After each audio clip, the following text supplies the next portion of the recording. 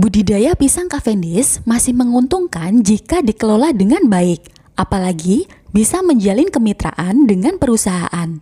Perusahaan ini menyediakan semua sarana produksi dan pendampingan selama proses budidaya. Meski punya lahan sempit dan gak punya modal pun, petani bisa tetap bermitra.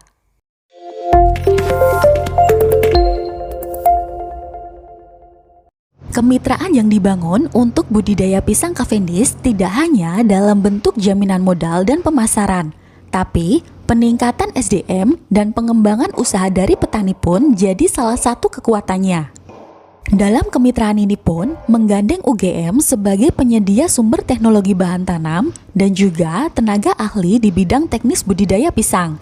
Lalu peran perusahaan membimbing petani untuk meningkatkan skala usahanya.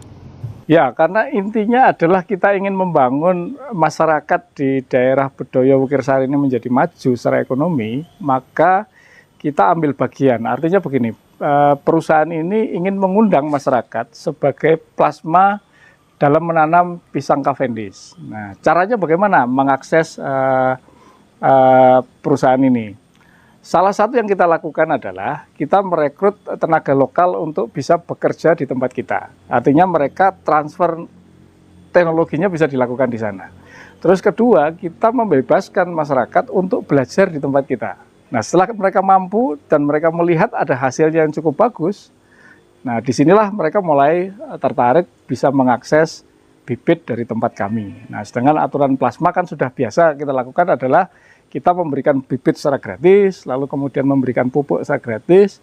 Nah, nanti pengolahan dan lahan yang dimiliki oleh masyarakat bisa dimanfaatkan dalam rangka untuk menanam pisang. Nah, transfer teknologinya dia sudah mampu, lalu kemudian bisa menanam di tempatnya dia, nanti hasil panennya kita tampung untuk kita jual ke pasar. Itulah cara-cara yang memang kita buat supaya masyarakat bisa menanam juga dengan menggunakan teknologi dan pendekatan terhadap ekonomi, sehingga masyarakat bisa dapat keuntungan dari hasil kami berusaha di tempat ini.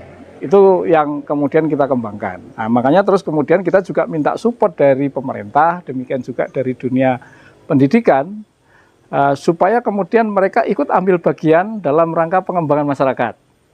Nah, di kebun ini cukup unik karena kebetulan kita bersama dengan Universitas Gadjah Mada, lalu mereka ada program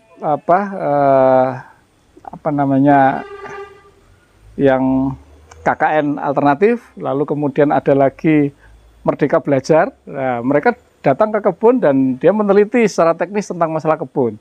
Tapi di sisi lain kan kita harapkan adalah mahasiswa bergaul dengan masyarakat, sehingga ada nilai-nilai lain yang dimiliki di sana yang kemudian bisa menularkan teknologi, jiwa wirausaha, sehingga kolaborasi ini menjadi berjalan dengan baik. Harapannya seperti itu. Jadi sharing pertama ketika kita cerita bahwa kita menanam pisang, itu awal. Lalu kalau sudah mereka tertarik, terlihat, dan mereka sudah melihat sendiri karena kita tidak membuat pengolahan hasil pisang itu di tempat yang berbeda. Kita melakukan pengolahan pisang itu juga di tempat kebun yang kita buat. Jadi mereka bisa datang, mereka bisa bertanya apapun tentang persoalan perpisangan di sini. Karena harapan kami ingin membuat sebuah community learning center. Jadi kita saling belajar untuk bagaimana memahami pisang, tetapi dengan mengembangkan skema masyarakat sekitar, kan gitu. Bagaimana cara mereka mengakses? Contoh misalkan, kita kan sudah punya kebun ini luas dan sudah tertanami dan sudah terbukti kita bisa menghasilkan buah yang cukup bagus, diserap dengan pasar sedemikian rupa. Nah, lalu dari situ misalkan saya punya 200 meter misalkan. Ya enggak apa-apa, kita pelajari dalam 200 meter itu kita bisa tanami berapa biji. Misalkan dia bisa menanami 50 biji, ya sudah silakan. Diambil, nanti ada dari kebun kita untuk melihat lahan, kematangannya seperti apa, lalu teknisnya seperti apa, kita pandu.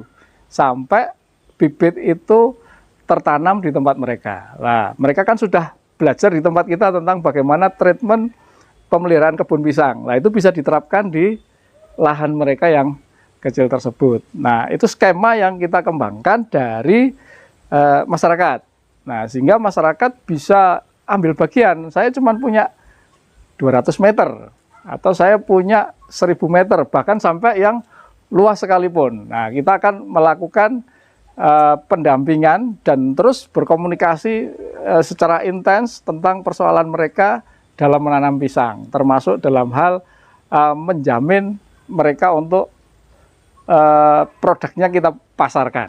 Kalau kita berbicara plasma, itu kan sepenuhnya mulai dari bibit sampai pupuk itu semuanya dari perusahaan. Jadi mereka tidak mengeluarkan apapun, termasuk plastik untuk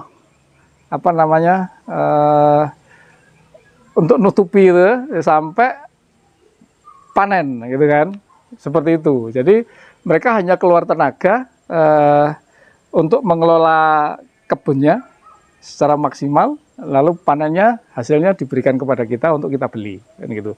Jadi kalau contoh sederhananya, kita bikin skema pembiayaan yang meringankan. Jadi intinya kan sekarang ini kita melihat pembandingan. Kalau seandainya dalam 1 tahun mereka menanam apa, hasilnya berapa. Nah, kalau kemudian ditanam pisang, jumlah berapa, hasilnya seberapa lah. Kalau ada memang merasa selisih dan menguntungkan, kami sangat terbuka untuk membantu ke sana, gitu kan, gitu. Kalau mereka enggak, misalkan, wah saya rugi nanam pisang, saya mau tetap padi saja, ya silakan saja.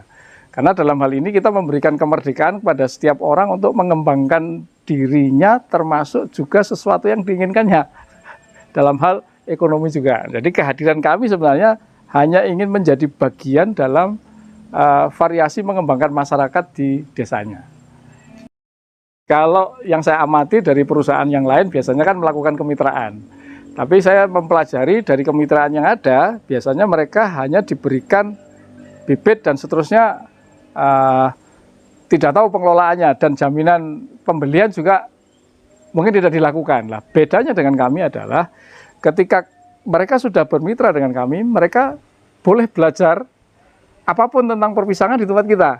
Nah, satu, kita sudah punya hubungan dengan Universitas Gadjah Mada dan universitas lain yang tertarik dalam hal pengembangan wirausaha pisang. Nah, di sini kan kolaborasi antara akademisi dan pengusaha sudah mulai jalan. Nah, kita punya teman-teman yang jadi narasumber dalam arti secara akademis dan teori, dia paham banget tentang masalah tanaman. Tapi di sisi lain mereka juga bisa dipandu secara bisnis, karena kita merancang ini kan sebagai rancangan dunia usaha dalam mengembangkan pisang, kan gitu. Jadi dia dapat pengetahuan yang cukup lengkap baik secara teori maupun secara praktis. Nah, yang ketiga yang menjadi menarik adalah hasil dari keuntungan pisang itu kita serap untuk kita jual, kan gitu. Di depan kita selalu mengatakan bahwa kalau ditreatment dengan baik sesuai dengan arahan yang kita miliki, teknologi yang kita miliki, hasilnya akan maksimal. Seperti itu kira-kira. Semakin tertarik dengan usaha budidaya pisang ini? Jangan lewatkan video teknis budidayanya ya di video berikutnya. Semoga bermanfaat.